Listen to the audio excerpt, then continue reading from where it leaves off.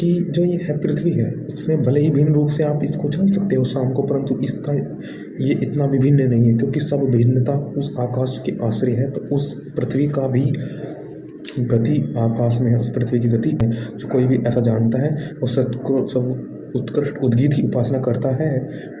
इस विद्वान का श्रेष्ठ जीवन होता है, निश्चय ही वह उत्तर लोक में जाता है, आदित्य लोक से ईश्वर के लोग जाता है, मोक्ष लोग जाता है। स्वर बदल रहा है, इसका सामगान का आश्रय स्वर है, और स्वर उदात अनुदात स्वरित होता है। इसके 3 भेद होते हैं, और जब यह बदलता है जी वह होता है प्राण के आश्रय। प्राण का आश्रय होता है अन्न, तो साम के और अन्न जल के आश्रय है, और जल स्वर्ग लोक के आश्रय इत्यादि आया है कि शाम किसके। तो देखते हैं अभी, तो देखते हैं सीलक, दालभ्य और जैवली संवाद 3 व्यक्ति थे। अब मैं कह रहे थे कि हम दोनों प्रसन्नता से उद्गीत का विचार करते हैं। पहले जीवल का पुत्र प्रवाहन ने बोला कि पहले भवंतो आप दोनों महानुभाव चर्चा करें। विचार करते हुए आप दोनों ब्राह्मणों की वाणी को मैं सुनूंगा। तो फिर दोनों बोलते हैं सिलक दालभ्य। सिलक दालभ्य से बोला, यदि आप अच्छा समझे तो आपसे मैं पूछूं।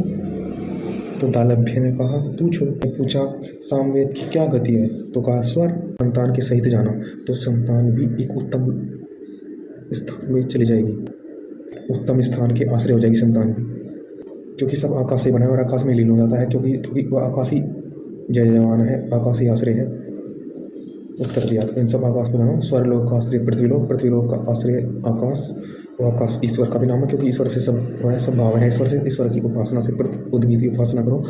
उद्गीत उनको सीलक कहते दालभ्य को, तुम्हारा ज्ञान अनिश्चित है, तुम्हारा ज्ञान पूर्ण नहीं है। तेरा साम विद्या, यदि कोई इसको जानने वाला है कह दे कि तेरा सिर गिर पड़े तो वो गिर पड़ेगा, अर्थात इसको पूर्ण जान की। तो फिर कहते हैं दालभ्य कृपा करके यह मुझको बताओ। फिर दालभ्य पूछते हैं सिलक से। दालभ्य कहते उस स्वर्ग लोक की गति कौन है। यह लोक। सिलक कहते हैं दालभ्य इस लोक की कौन गति है। सिलक कहते हैं धारण करने वाली पृथ्वी इसकी गति है, पृथ्वी को। फिर वे कहते हैं कि सिलक अब पृथ्वी को हम अंतिम मान करके इसकी स्तुति करते हैं। इसकी स्तुति, इस पृथ्वी की स्तुति करने वाला शाम है, इसी को अंतिम मानते ही शाम की उपासना हो जाती।